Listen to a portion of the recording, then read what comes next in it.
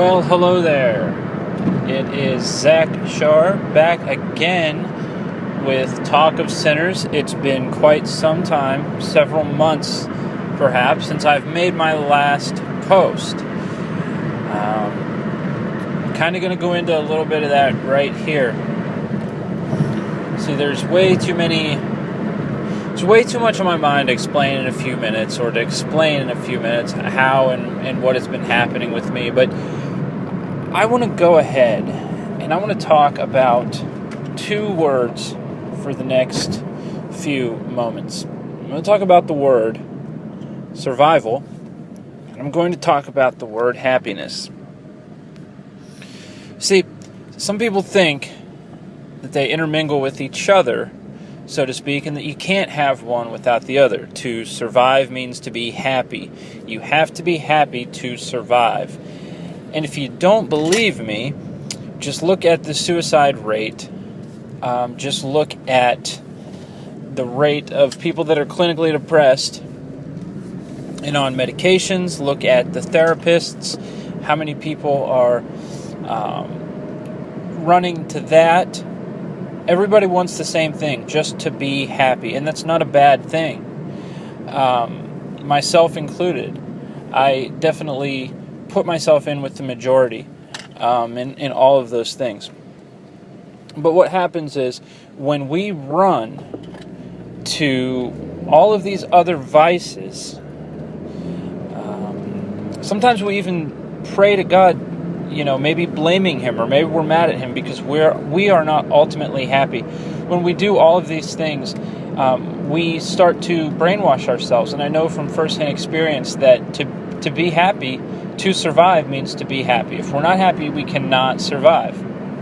And I can tell you that is the most dangerous, deadly trap that you can fall into ever.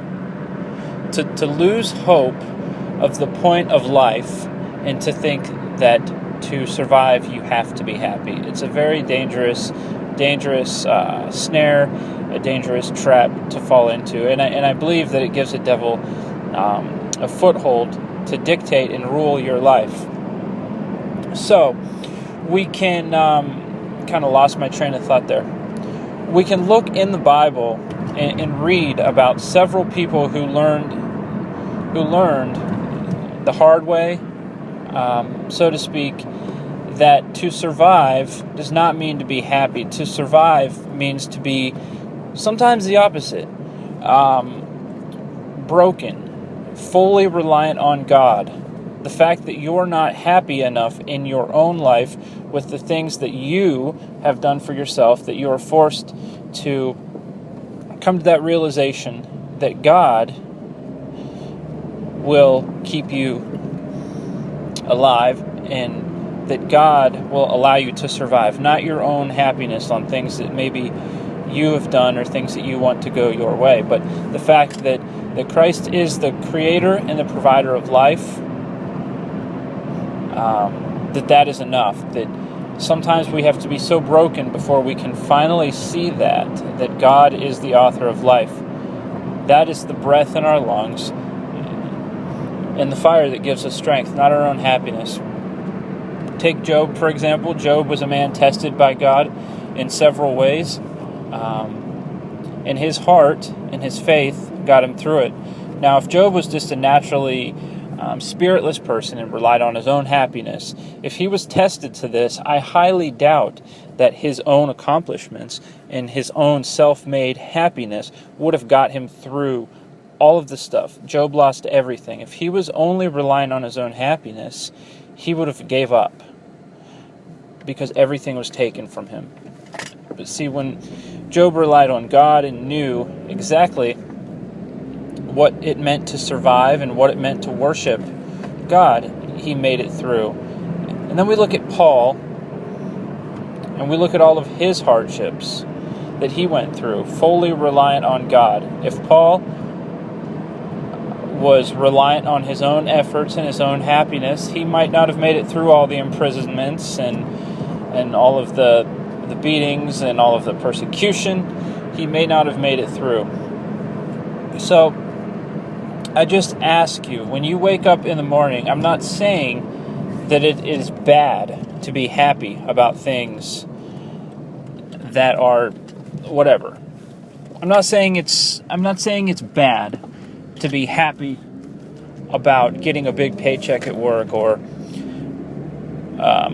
be happy about a significant other, or anything worldly. I'm not saying it's bad, but when you place that happiness in place of survival, when you place that happiness in the path of God and His righteousness and what He can do for you, you're on a deadly path.